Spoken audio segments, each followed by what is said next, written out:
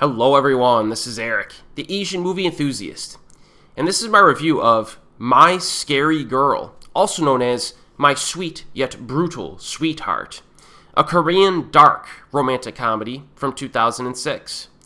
29-year-old Hwang Dae-woo, played by Park Yong-woo, is a successful university lecturer, yet due to his awkward and shy nature around women, has yet to engage in any romantic relationships.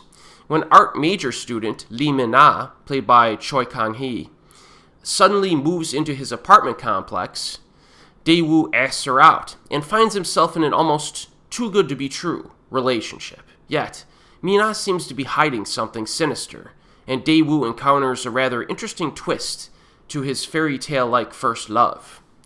So the opening scene of this movie consists of our male protagonist complaining about women, specifically their desire to know his blood type while dating, which, it's kind of weird. But then he immediately blames the internet for ruining dating back in 2006. And then he quickly concludes that he would rather be single than have to deal with such an immature dating scene. I mean, this dude hasn't seen anything yet. Rewatching this movie in 2025, that opening rant is amusing and somewhat prophetic. In any case, this guy reads a lot of books, based on the layout of his apartment, which has a big bookshelf that's just full to the brim with reading material. And that makes sense because he teaches English literature, actually, at the nearby university. So this guy has some personality quirks, as you might expect from a romantic comedy. He's hot under the collar, and he loses his temper a bit too quickly and easily at times. There's a social awkwardness to him as well, but it's more of like an endearing weirdness, in my opinion. His first few dates with the female lead do not go that well. He's able to kind of eke out some good moments here and there and finds kind of like an awkward kind of rhythm with her, I guess you could say. The romance kind of ebbs and flows with some positive streaks that are interrupted by small setbacks and arguments. But despite the potentially dark premise and the movie poster art insinuating that this woman is like a psycho, there's little to no bloody violence in this movie. Even more surprising, this allegedly crazy lady is actually quite nice and easy to get along with. She seems normal enough, even has plans to take a trip to Italy and study art design. So what is it exactly that makes her a little bit scary? Well, you'll have to watch the movie to find out. What I will say is this, though. This woman's secret is a little bit confusing during the middle act.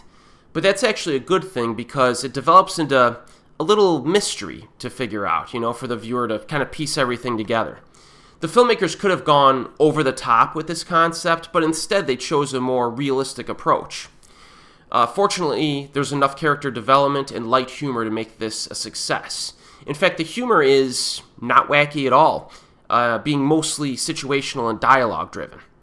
There are a few little scenes that pop out to me when I think about the movie after my recent rewatch. The woman goes shopping for an appliance, and I kind of like the interaction with her and the salesman who has to, do a few odd things to get the sale.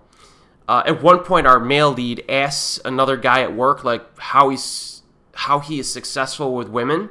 And the guy's response is hilariously simple, yet useless at the same time. I thought that was a pretty good moment.